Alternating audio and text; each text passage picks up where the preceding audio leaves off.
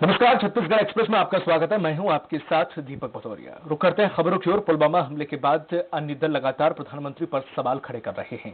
इसी कड़ी में सीएम भूपेश बघेल ने भी प्रधानमंत्री को घेरा है। उन्होंने पूछा है कि पीएम ये बताएं कि वहां पर आरडीएक्स कैसे आया। साथ ही सीएम ने सवाल करते हुए भी कहा है कि प्रधानमंत्री को ये बताना चाहिए कि जो गाड़ी बुलेट प्रूफ नहीं थी उसी पर अटैक कैसे हो गया। साथ ही सीएम भूपेश बघेल ने कहा है कि प्रधानमंत्री को इस्तीफा दे देना चाहिए।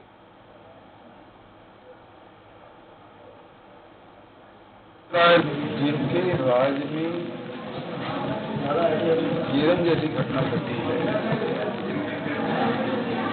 तो लोगों को डरना स्वाभाविक सुरक्षा की मांग करते हैं तो उन्हें राजधानी सुरक्षा प्रदान है। हिंदू संगठनों छत्तीसगढ़ के मुख्यमंत्री भूपेश बघेल ने कहा है कि भ्रष्टाचार के मामले में जो खुलासा कर रहा है उसे सुरक्षा दी जाएगी। वहीं आशीष कर्मा को डिप्टी कलेक्टर बनाए जाने पर हो रही आलोचना को लेकर सीएम बघेल ने कहा है कि केवल आशीष कर्मा को ही डिप्टी कलेक्टर नहीं बनाया गया है। आईजी रहे बीएस मरावी के बेटे को भी राज्य प्रशासनिक सेवा में नौकरी दी गई है। बीजेपी सरकार पर तंज कसते हुए उन्होंने कहा है कि बीजेपी वाले शहादत का मतलब नहीं जानते, क्योंकि उन्हें क्या पता है कि शहादत और सम्मान क्या होता है।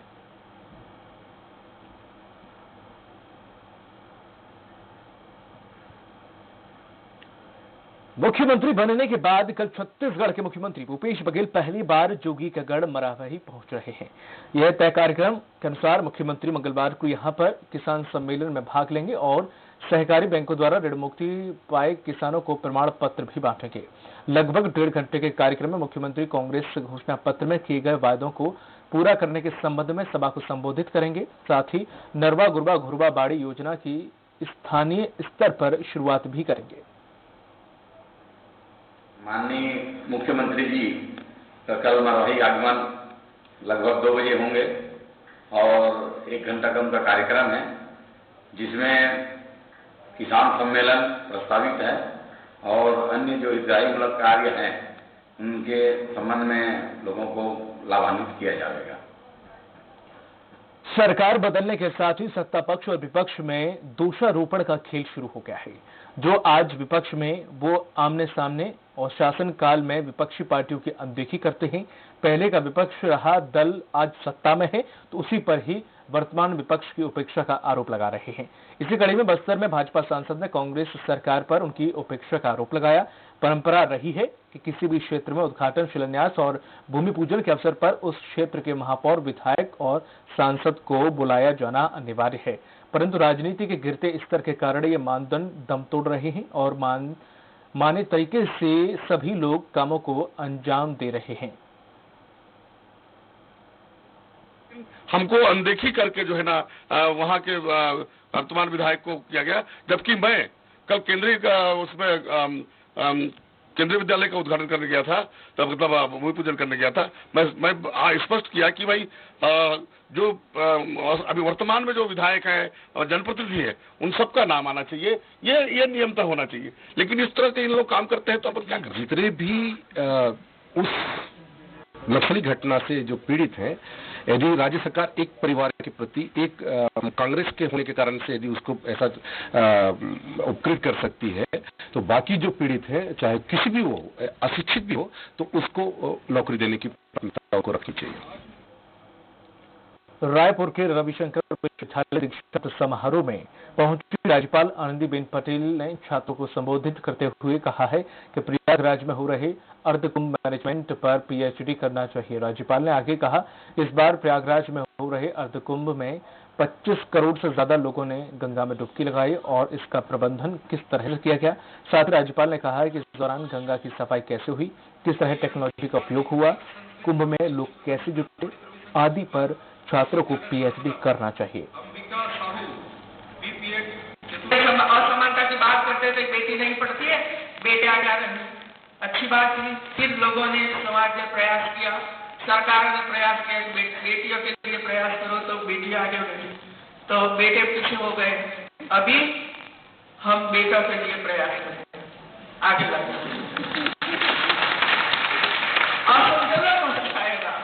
और इसीलिए हमारे लिए चिंता का विषय नहीं बनना चाहिए, ये चिंता भी हम करें। गांधी के आदर्शों के अनुरूप, उनके उद्देश्यों के अनुरूप छत्तीसगढ़ आगे बढ़ रहा है। इस सभागार में बैठे हुए हमारे जो छात्र छात्राएं हैं, विद्यार्थी हैं, आज गौरव की अनुभूति वो कर रहे हैं और आपको सम्मानित करके हम सब गौरवान्वित महसूस कर रहे हैं। डॉक्टर सीबी रमन विश्वविद्यालय के प्रथम दीक्षांत समारोह में राज्यपाल आनंदीबेन पटेल 202 छात्र छात्राओं को उपाधि पत्र व 99 छात्र छात्राओं को स्वर्ण पदक प्रदान किया। अपने उद्बोधन में उन्होंने कहा है कि विश्वविद्यालय प्रबंधन को इस बात के लिए बधाई थी कि उन्होंने 5 गांवों को गोद लिया। उन्होंने अपेक्षा की है कि इन गांवों में केंद्र व राज्य सरकार की योजनाओं का लाभ ग्रामीणों को मिले, इसका प्रयास होना चाहिए। महामहिम राज्यपाल ने इस बात पर भी जोर दिया है कि इस बात पर कि अध्ययन होना चाहिए कि शासकीय योजनाओं से उनके जीवन स्तर में किस तरह से बदलाव आया है। इसमें 2 दिवसीय नेशनल कॉन्फ्रेंस भी कराया था। छत्तीसगढ़ में विधानसभा चुनाव की जीत ने कांग्रेस में लोकसभा चुनाव के दावेदारों की लाइन लंबी कर दी है। मुख्यमंत्री भूपेश बघेल पार्टी के प्रदेश अध्यक्ष और प्रदेश चुनाव समिति के अध्यक्ष भी हैं, इसलिए उन पर न केवल सूची छोटी कराने की जिम्मेदारी है, बल्कि उन पर अधिक से अधिक सीटों पर पार्टी को जिताने का जिम्मा भी है। पूरा खेल प्रत्याशी चयन पर ही टिका होगा, ये बात उन्हें पता है, इसलिए दावेदारों की सूची छोटी करना सीएम बघेल के लिए निश्चित रूप से बड़ी चुनौती होगी। बता दें कि छत्तीसगढ़ में लोकसभा की 11 सीटें हैं। प्रदेश के लोकसभा क्षेत्रों में प्रत्याशियों का नाम फाइनल करने के लिए न केवल मंत्रियों, विधायकों, जिला अध्यक्षों और जिला प्रभारियों को संतुष्ट करना होगा, बल्कि बाकी दावेदारों को भी समझाना होगा ताकि सूची के आने के बाद दिक्कत न हो। लोकसभा चुनाव बहुत दूर नहीं है, लिहाजा मुख्यमंत्री के पास सूची छोटी करने के लिए समय कम है।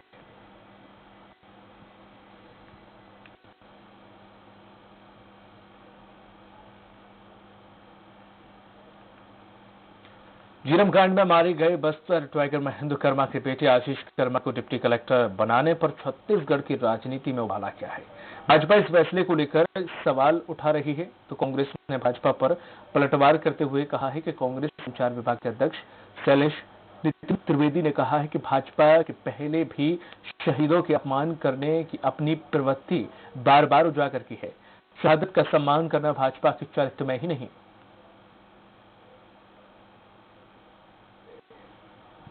अपने प्राणों की आहुति उनको देनी पड़ी, उनकी शहादत हुई। उनकी शहादत के बाद यदि शहादत का सम्मान करते हुए उनके बेटे को डिप्टी कलेक्टर की नौकरी दे दी गई है। अभनपुर क्षेत्र में अलग अलग 3 सड़क दुर्घटनाओं में 8 लोग घायल हो गए हैं, जिन्हें सरकारी हॉस्पिटल में भर्ती कराया गया। बताया जा रहा है कि ये लोग राज्य मेला देखकर वापस लौट रहे थे, तभी सड़क दुर्घटना हो गई। घायलों में 6 लोगों की हालत गंभीर होने के कारण उन्हें रायपुर रेफर कर दिया गया है। हालांकि गोबरा नवापारा पुलिस ने मामले को विवेचना में ले लिया है।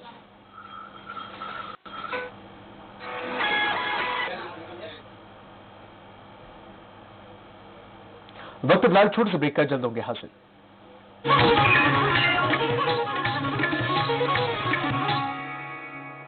अरे भैया, तुम्हें कब से क्या? लोग ऐसी गंभीर समस्या को हंसी मजाक में उड़ाते हैं। खास जड़ी बूटियों से बना पेट सफा आयुर्वेदिक क्यों? आज ही ले आए। पेट सफा पहली रात से ही असर दिखाता है और इसकी आदत भी नहीं पड़ती। पेट सफा, हर रोग दफा। गाय हमारी संस्कृति की अमूल्य धरोहर है। अनंत काल से हमारे दैनिक जीवन में गाय एवं गोधन उत्पाद का बहुमूल्य स्थान रहा है। संस्कृति की इस धरोहर को सुरक्षित एवं सम्मानजनक जीवन देने की अनूठी पहल मध्य प्रदेश सरकार द्वारा की जा रही है। प्रत्येक ग्राम पंचायत में गौशाला के वचन को मूर्त रूप देने की तैयारी के साथ इस पहल से न सिर्फ सड़कों पर गाय एवं वाहन चालकों के बीच होने वाली दुर्घटना में कमी होगी, बल्कि गोधन उत्पाद के कार्य को संगठित दिशा देने से ग्रामीणों के बीच रोजगार की संभावनाएं भी बढ़ेंगी। क्योंकि गाय का स्थान सड़कों पे नहीं, गौशाला में है। जो वचन दिया पूरा किया आपके साथ। बदलाव के लिए संकल्पित मध्य प्रदेश सरकार। बनाइए हर पल खास सुमित ज्वेलर्स के साथ, जहां मिलती है नई सौगात हर परचेज के साथ। सुमित ज्वेलर्स, हम गढ़ते हैं विश्वास। प्रणाम काका। और भाई रमाकांत, क्या हाल चाल है? ठीक है। अरे काका एक चाय देना। अरे भाई रमाकांत, मैंने सुना है इस बार होने वाले सामूहिक विवाह में बिटिया की शादी करने जा रहे हो। आपने बिल्कुल ठीक सुना। और सबसे बड़ी बात है कि सरकार हमारी बेटी की शादी के लिए 51,000 रुपए दे रही है। ये तो बहुत ही बढ़िया बात है भाई। और हमारा 1,25,000 का कृषि ऋण भी माफ हुआ। अरे इसका अर्थ तो यह हुआ कि इस बार खेती भी अच्छी होगी और बिटिया की शादी भी धूमधाम से। मैं तो बहुत खुश हूँ। जो वचन दिया पूरा किया आपके साथ। मध्य प्रदेश सरकार ने किसानों का कर्ज चुकाया, सबसे पहले अपना वचन निभाया। खास जड़ी बूटियों से बना पेट सफा आयुर्वेदिक क्यों? आज ही ले आए। पेट सफा पहली रात से ही असर दिखाता है और इसकी आदत भी नहीं पड़ती। पेट सफा, हर रोग दफा।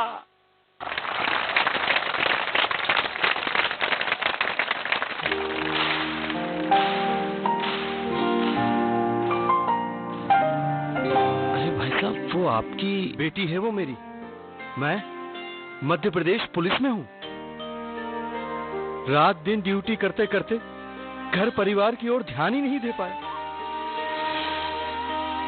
वो तो भला हो नई सरकार का, जिसने हमारी और हमारे परिवार की चिंता की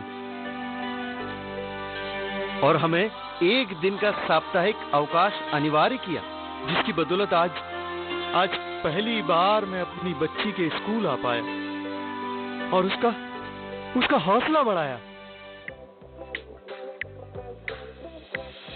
भाई मानना पड़ेगा अपनी सरकार को। जो वचन दिया पूरा किया आपके साथ। बदलाव के लिए संकल्पित मध्य प्रदेश सरकार। सालिम इंग्लिश स्कूल प्रवेश प्रारंभ।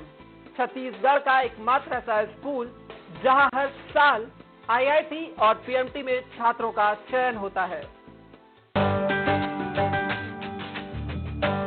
यहाँ रखी मेरी प्यारी भतीजी, देख मैं तेरे लिए क्या क्या लाया हूँ। कितनी प्यारी लग रही है ना। और देख और क्या क्या लाया हूँ। अरे केशव, भाभी ये सब करने की क्या जरूरत थी? प्रणाम। अरे भाभी, भतीजी के लिए चाचा नहीं करेगा तो भला कौन करेगा।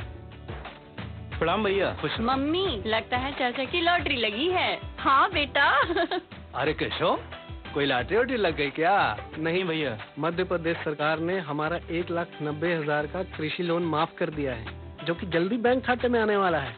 अरे वाह, ये तो बहुत खुशी की बात है। भैया, पहले अपने खुद के कपड़े लेने के लिए 10 वर्ष सोचना पड़ता था, लेकिन अब खेती भी अच्छे से होगी। और यूँ मान लीजिए कि भतीजी के लिए चाचा की लॉटरी लगी है। क्यों भतीजी? जो वचन दिया पूरा किया आपके साथ। मध्य प्रदेश सरकार ने किसानों का कर्ज चुकाया, सबसे पहले अपना वचन निभाया।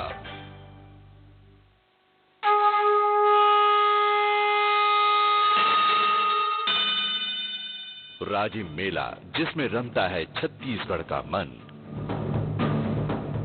सैकड़ों सालों से लोक आस्था का केंद्र। सिर्फ आस्था नहीं, बल्कि जिंदगी के हर रंग बसते हैं। बैरी, सोंढूर और महानदी का ये संगम छत्तीसगढ़ का प्रयाग कहलाता है। छत्तीसगढ़िया लोगों के सुख दुख, धर्म कर्म के लिए राजिम ही सब कुछ है। इस पावन भूमि पर माटी पुत्रों से भरता है राजिम मेला, जो महाशिवरात्रि तक चलता है। संगम में स्नान और मेले में सांस्कृतिक मेलजोल और कूटबात का दौर।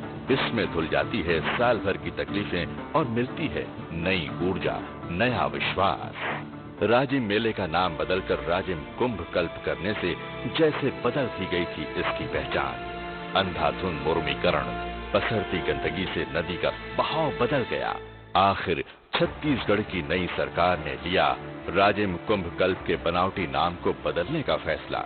राजिम मेले को अपनी असली पहचान दिलाने का फैसला, छत्तीसगढ़ की अस्मिता का फैसला। आइए छत्तीसगढ़िया स्वाभिमान के साथ विकास के स्वप्न दृष्टा मुख्यमंत्री माननीय भूपेश बघेल के संकल्पों के साथ आवाज मिलाकर कहिए, गढ़ हो नवा छत्तीसगढ़।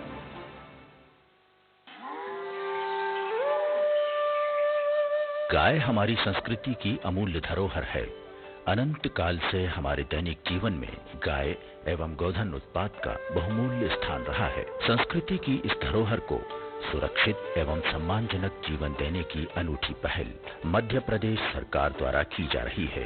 प्रत्येक ग्राम पंचायत में गौशाला के वचन को मूर्त रूप देने की तैयारी के साथ इस पहल से न सिर्फ सड़कों पर गाय एवं वाहन चालकों के बीच होने वाली दुर्घटना में कमी होगी, बल्कि गोधन उत्पाद के कार्य को संगठित दिशा देने से ग्रामीणों के बीच रोजगार की संभावनाएं भी बढ़ेंगी। क्योंकि गाय का स्थान सड़कों पे नहीं, गौशाला में है। जो वचन दिया पूरा किया आपके साथ। बदलाव के लिए संकल्पित मध्य प्रदेश सरकार। बनाइए हर पल खास सुमित ज्वेलर्स के साथ, जहां मिलती है नई सौगात हर परचेज के साथ। सुमित ज्वेलर्स, हम गढ़ते हैं विश्वास। प्रणाम काका। और भाई रमाकांत, क्या हाल चाल है? ठीक है। अरे काका एक चाय देना। अरे भाई रमाकांत, मैंने सुना है इस बार होने वाले सामूहिक विवाह में बिटिया की शादी करने जा रहे हो। आपने बिल्कुल ठीक सुना, और सबसे बड़ी बात है कि सरकार हमारी बेटी की शादी के लिए 51,000 रुपए दे रही है। ये तो बहुत ही बढ़िया बात है भाई। और हमारा 1,25,000 का कृषि ऋण भी माफ हुआ। अरे इसका अर्थ तो यह हुआ कि इस बार खेती भी अच्छी होगी और बिटिया की शादी भी धूमधाम से। मैं तो बहुत खुश हूँ। जो वचन दिया पूरा किया आपके साथ। मध्य प्रदेश सरकार ने किसानों का कर्ज चुकाया, सबसे पहले अपना वचन निभाया।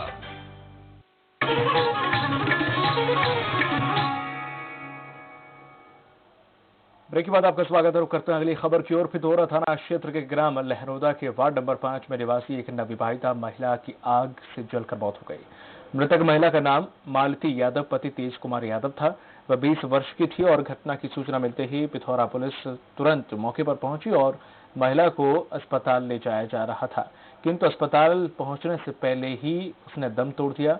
मौत के कारणों का अभी पता नहीं चल पाया है। पुलिस ने पूरे मामले की विवेचना शुरू कर दी है।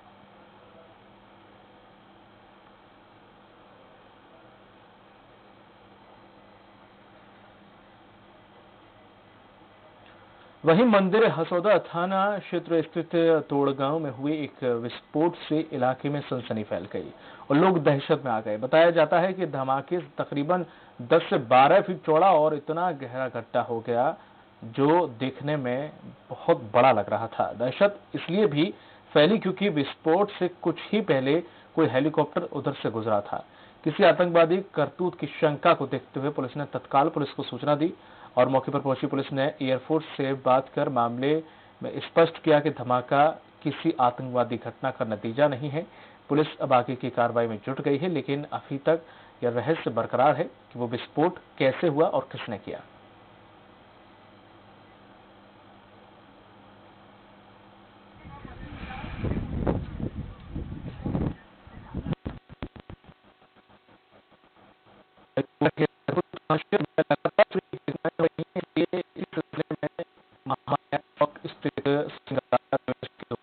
यहाँ चोरों ने निशाना बनाया और करीबन 2 लाख के चांदी के जेवरों पर हाथ साफ कर दिया।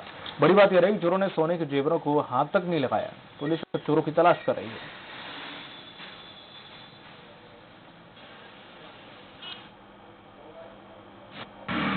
तो फोन मैं अटेंड नहीं कर पाया, तो उसके बाद मैंने कॉल बैक किया तो बताया कि आपकी दुकान में चोरी हुई है। मैं तुरंत दुकान आया तो पाया कि चैनल गेट को तोड़ करके शटर को अटैच करके अंदर से चोरी की गई है। ओपन कास्ट कोयला खदानों से कोयला चोरी का यह सिलसिला थमने का नाम नहीं ले रहा है। खदानों से कोयला चोरी रुकने की बजाय पुलिस कोयला चोरों का उपयोग कर रही है, सहयोग कर रही है। जी हाँ, खदानों से कोयला निकालकर होटलों और ईंट भट्टों में खपाने वाले ग्रामीणों को पुलिस यहां पर संरक्षण दे रही है। आरोप है कि 112 की पुलिस टीम कोयला चोरों से रिश्वत लेती है। 100, 200 से लेकर 500 का खर्चा वसूला जा रहा है। पुलिस कर्मियों की इस करतूत से यहां पर कोयला चोरों के हौसले बुलंद हैं।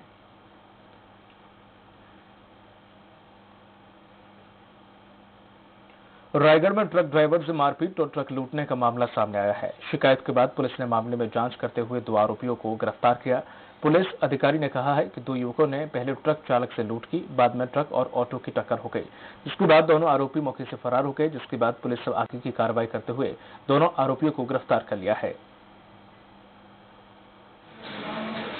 सूचना जब ट्रक ड्राइवर के द्वारा राहगीरों को दी गई तो राहगीरों के द्वारा मौके पर पहुंच करके ड्राइवर से संपर्क किया गया, तो ड्राइवर द्वारा उनके साथ ही मारपीट का प्रयास किया गया। अब पुलिस को सूचना मिली इस बात की, पुलिस मौके पर गया, आरोपियों को हिरासत में लेकर गया, पूछताछ कर ली। लालच भूमाफियाओं का प्रशासनिक अमले का नुकसान, सरकारी जमीन का, सरकारी राजस्व का, और कुल मिलाकर ये कहानी बनती है कि यहाँ पर सरकार को चूना लगाया जा रहा है। मरवाही वन मंडल के पेंड्रा वन परिक्षेत्र के आमरू, रामगढ़, शंकरगढ़, कोटगार और कोटमी खुर्द जैसे वन ग्रामों की बाहर से हरे भरे दिख रहे जंगलों के भीतर का खोखलापन इन्हें लालची लोगों की देन है। कार्रवाई के नाम पर गरीब और असहाय लोगों की झोपड़पट्टियों को उजाड़ना, समर्थ लोगों की पनागाह का सही सलामत रहना और मिलीभगत की कहानी बयां करती है। मामले को तूल पकड़ने के बाद अधिकारी अब कार्रवाई की बात कर रहे हैं। गांव में जमीन है, किसान है, लेकिन जंगल के अंदर इनका आवास बन रहा है। और खेत बना रहे हैं, जीसीपी लगा रहे हैं, नौतोड़ कर रहे हैं, लकड़ी कटाई कर रहे हैं। तो वही हमको ये तकलीफ है कि भाई हम अचानक मार के जंगल में रहे, वहाँ से भगाते भगाते यहाँ तक लाए। यहाँ थोड़ा टुकड़ा जंगल बचा है 23 साल का, उसको भी आने उजाड़ के लोग किसान सब खत्म किए जा रहे हैं। हाँ, ये जानकारी हमको प्राप्त हुई है। हमारे वडोदरा टीम का हमने अलर्ट किया है। हम लोग आज शाम को जाएंगे, उसको पूरा विधिवत बीड जांच किया जाएगा। अचानक हुई तेज बारिश से मुंगेली की सड़कों में पानी भर गया है। भारी बारिश से जहां एक और जनजीवन प्रभावित हुआ, वहीं राहगीरों को भी परेशानी का सामना करना पड़ा। ग्रामीणों का कहना है कि यहां रोजाना दुर्घटनाएं होती हैं, लेकिन संबंधित अधिकारी कई बार जानकारी देने के बाद भी ध्यान नहीं देते।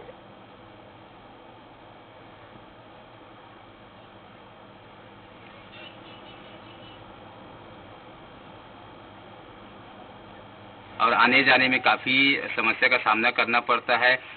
इस रोड से तो इधर आगे 7 गांव हैं और बहुत इस रोड से आना जाना चलता है। बच्चे भी स्कूल आते जाते हैं, जानते हैं, उन लोग को भी बहुत समस्या का सामना करना पड़ता है। बच्चे लोग गिर जाते हैं। वहीं धर्मजयगढ़ वन परिक्षेत्र के जंगल में बेखौफ होकर लोग सूखे पेड़ों को काटकर बैलगाड़ी से परिवहन कर रहे हैं। जब इस संबंध में उनसे पूछताछ की गई तो कहते हैं कि संबंधित वन कर्मी से उनकी बात हो गई है। यह तो मात्र एक उदाहरण है। इसी तरह पेड़ों की अवैध कटाई सभी रेंज के जंगलों में जारी है। ग्रामीणों का कहना है कि अभी क्षेत्र में शादी समारोह का समय है और ईंधन की जरूरत है, इसलिए सूखी लकड़ी की जरूरत है। संबंधित कर्मचारियों से अनुमति लेकर लकड़ी ले जा रहे हैं। उधर सरकार वनों को बचाने का हर संभव प्रयास कर रही है। अनेकों योजनाएं चलाई जा रही हैं। ज्यादा से ज्यादा जंगलों में पौधारोपण कराए जा रहे हैं ताकि वनों को सहजकर रखा जाए, लेकिन यह माजरा बिल्कुल उलट है।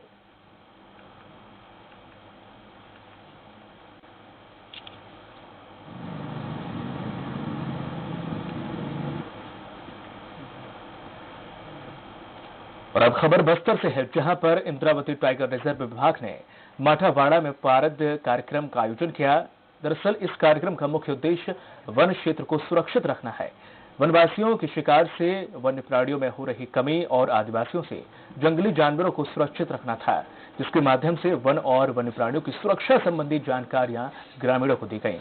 बीजापुर विधायक विक्रम सिंह ने तीर कमान चलाकर कार्यक्रम की शुरुआत की।